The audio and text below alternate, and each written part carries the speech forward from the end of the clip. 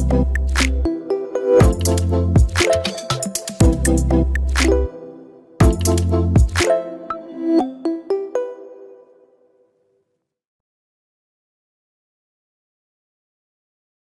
I'm Eric Rowell, the founder of Second.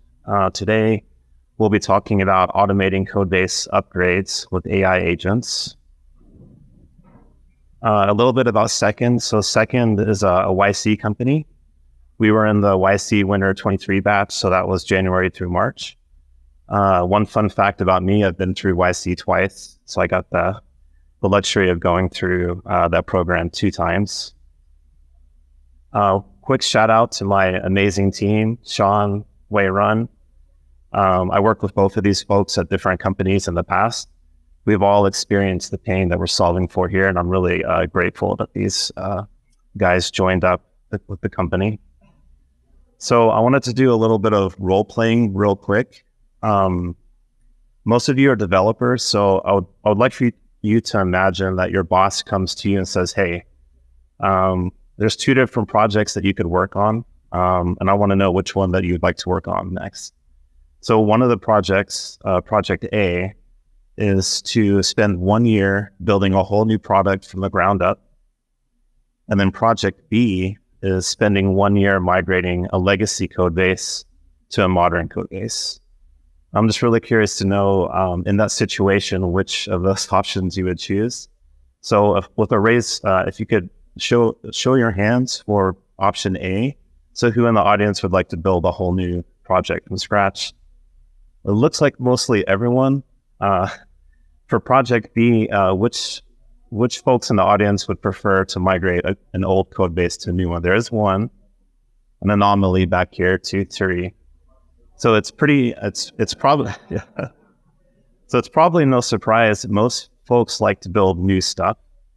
And if you think about the reason why, it's really human nature, and it's the reason why developers became developers in the first place. They want to build and create and innovate. And what developers don't want to do is take some crummy thing that was built, 5 or 10 years ago, understand it, and figure out how to modernize it. So what we're doing here at Second is to address that second problem. You can break this down into 2 different zones here in terms of AI. So if you ask yourself, how can AI help developers? There's really 2 different areas. So there's area A, which is code assistance in the IDE. So think Ghostwriter, Copilot X, those would be examples there. The reason those product offerings are so advantageous is that the human engineers, they want to own the creation process and the innovation process. They don't want to necessarily fully automate everything, but they do want assistance that can make the code building process faster. The other zone where developers could use help by AI is doing grunt work types of tasks. So there's lots of things that developers frankly don't want to do, but need to be done. It turns out for large companies, about half of the time that an engineer spends is on building new stuff, and the other half is maintaining old stuff. So we as Second, we think that these grunt work types of things should be fully automated using AI agents. So that's what we're building here. So our vision, again, is that we believe that all developer grunt work should be automated, giving human developers more space to innovate and create new software. So what does that mean for us? So what we offer, and I'll show a demo here at the end, we're actually hand-building custom-built modules that are very specialized in specific migrations. So for example, we've built a very purpose-built module that can migrate an Angular code base to React. So if you're a large company and most of the software at your team was built 10 years ago, back when Angular was popular, this might be a good option for you. We also support Create React App to Next.js. You'll see a lot of companies who built their React applications before Next.js became popular, so that's a pretty good option there. A lot of startups or people building side projects who are building in Next.js. Next.js is cranking out upgrades pretty frequently. A lot of the times they're backwards incompatible. So we also offer an upgrade Next.js module as well, and some other ones like JavaScript to TypeScript and CSS to SCSS. So you're probably wondering at a high level, how does this work? So we're not building completely autonomous like auto GPT agents where we just say, hey, agent, go figure out a strategy and hopefully the results are good. For our customers, it's really important that the quality is super high. And so what we found is that the best approach is a hybrid approach where our human team members on the team write with code the high-level plan or the blueprint, if you will, for each module.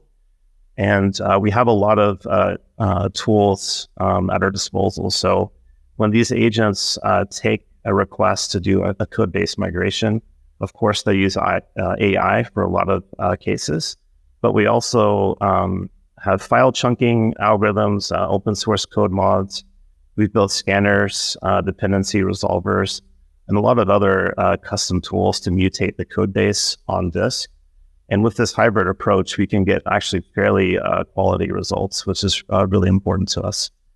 And the delivered product is a pull request. So it's also important to us that, once the big code base is changed, either for an entire code base or like for a specific directory, you can review the changes in GitHub. You can also run, if you have your CI hooked up there, you can run through tests as well. But ultimately, the developer should pull down that pull request and do some more tests and then commit when they feel comfortable. Okay, so now we'll move on to demo time. And of course, after this, anyone can go to www.second.dev to try this out as well. And hopefully this works. I'm actually going to do 3 code-based migrations.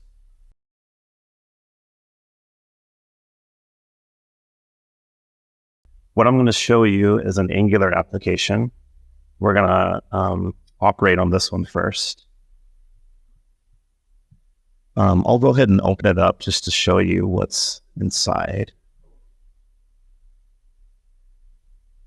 So here's GitHub. It's not a super interesting application. It's an Angular app taken from To-Do MVC, if y'all have tried that out before.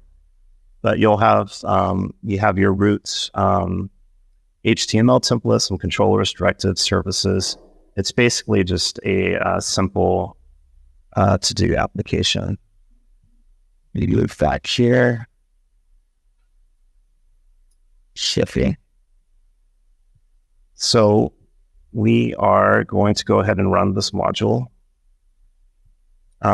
Each of our modules support configurations, but actually the ones I'm going to show you today, I don't have my configurations set up, so it's just a button. So like these are just easy buttons. You click it and you will get a pull request. And I'll talk through what happens here through each step. So what just happened here is I basically said, okay, agent, please do this migration. For the free tier and the pro tier, our agents run in our AWS ECS cluster. So it's running up in the cloud. But you can see here, the first thing that we did is we connect to your GitHub Codebase. We also do a scan, which can help us make sure that the Codebase size is within range. We check for a lot of attributes about the Codebase that we use for each of these steps. In this case, we're also running create React app, which sets up the new React application. This step usually takes about a minute, but I'll tell you what's happening here. So we have a routine that finds the root Angular template for the application. We'll traverse through the dependencies and find the other templates being used and the services, directives, and controllers. We extract all of the logic that corresponds to each specific component, and we mash that together and build React components that way. This step, we're also moving static assets like images, CSS files, that kind of thing. We have a custom dependency resolver, which gets all of the package.json dependencies correct, and then also the right version numbers. And at the end, you get a pull request. So we can take a look at this. And I'm just going to kind of breeze through, but you'll see we updated git ignore. This README is actually from create React app. Updated JSON, so we stripped out all of the Angular stuff and added the things needed for create React app. Bootstrapped index HTML file. And this file, so this particular application, it's really just one Angular component. So you'll see we actually extracted all of the logic from those JS files and put them into this React component. And we're using useState for state management here. So here's the React component. And yeah, a TS config. So by default, this AngularJS to React, we're actually building a TypeScript application, but obviously that could be configurable. If people for some reason wanted to use JavaScript, we can make that configurable as well. So that's one quick example. Let me show you two more quick ones. So here's a create React app application. So let's say we want to migrate this to Next.js. I'll run this one as well. This one's a little bit faster. This is probably our simplest module. It's really just using Next.js's CRA to Next code mod, which is open source. But our dependency resolver does use a little bit of AI to get a good result at the end. I'll let this one run.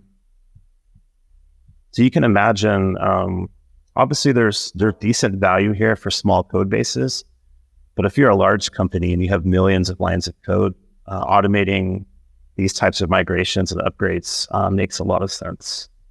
I'll show one more example. This is the most dangerous module because we're doing a lot of different things. In fact, we were working through some prod issues recently, as early as yesterday. So this is a Next.js application. In fact, I'll open it up and show what version it is, which is old. Only version 5. Yeah, that's pretty old. And one thing I didn't mention, whenever a second project is created and we take in the repository, we actually do a scan and tag the project to see which modules are compatible with each project. So what happens is when you access a project, you can see which modules are relevant. So in this case, obviously, this particular repository is built with JavaScript and Next.js.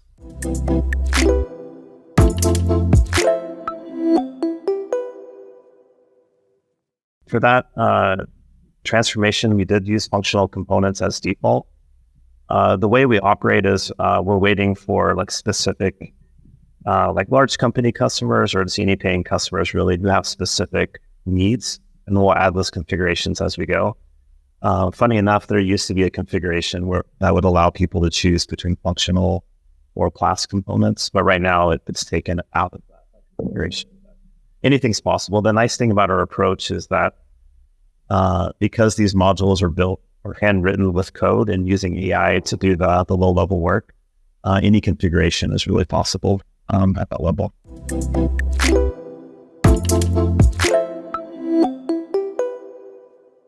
Our company is fairly new, so that's a common occurrence. So today, I'll tell you about today and like the near future. So today, we don't do any like static analysis. We don't try to compile the application. We don't try to run it. So today you just need to pull it down and find out. So you need to pull it down, try to compile it and see what happens. We were having a customer today that was having a couple of compile issues that we worked through. But to be honest, an automated migration like this, if it's getting you 95% of the way there, it's still pretty great. My second answer is, in the near future, we do want to do all of those things, the static analysis, making sure that things compile, making sure that the application can run.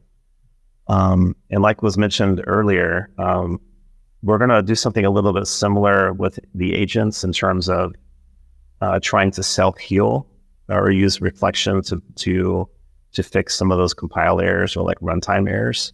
That's something that we'll be investigating pretty soon.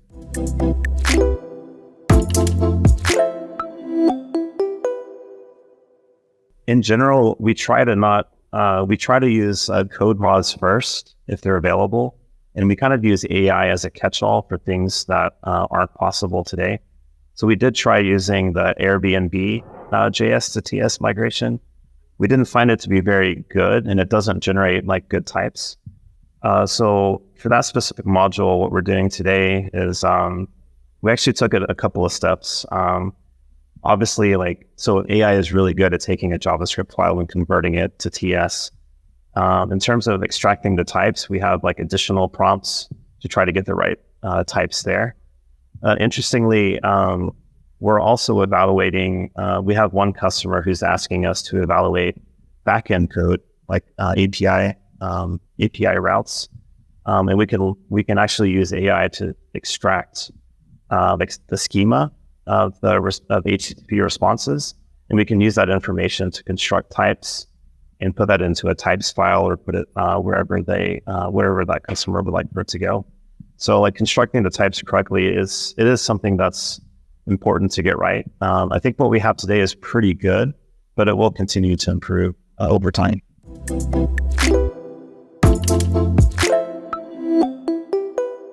So it's been evolving pretty rapidly. I think our dependency resolver has actually already changed a lot in the past couple of days. But in general, you might think that it could be as simple as like using some regex and like parsing the package JSON files. But we found like by asking multiple very targeted prompts, we can actually get just better results in terms of finding the right packages that are needed. And we do an actual npm install as well on disk to get the right version number. So we're not trying to reverse engineer npm. We let npm do its thing and get the right version numbers there. So we're doing kind of a combination of things there to get the dependencies correct. But it's honestly, it's something that's continuing to evolve even today.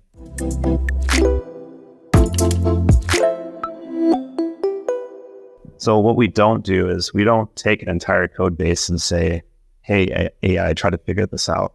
We, like each of these steps that I'm showing you here, we extract like just the exact amount of information to operate on like individual files so that we don't have to do like a large amount of code all at once. So that's where the file chunking comes into play. But you're right, like there's no way that we could put like a giant code base with millions of lines of code and operate on it all at once. We have to break it up.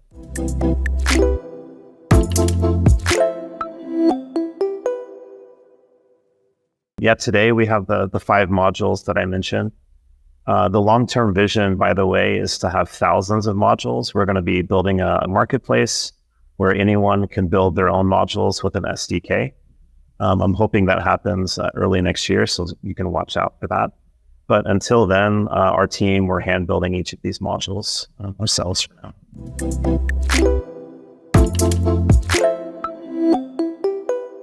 Today, we're just using OpenAI models, 3.5 Turbo and 4. For our larger like enterprise customers, they are asking obviously for on-premise open source models. We'll be looking into StarCoder, probably the Replit models as well. But we'll be using open source models in both cases.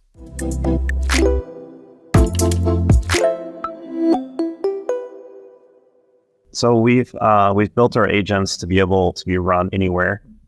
So for our free and our pro tier accounts, it runs in our cloud, the second cloud. But for enterprise use cases, you'll want to run the agents on your own VPC. So as long as the agent is running in your own VPC and you have complete control of the model as well, it's all pretty contained within your own system. So it should be pretty ironclad.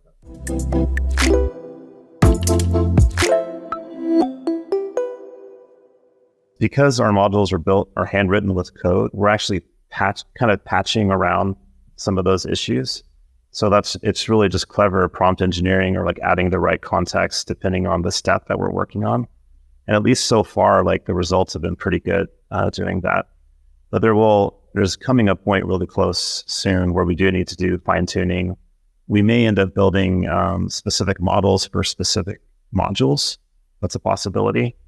One thing that we're running into really soon is, larger companies, they have their own design systems.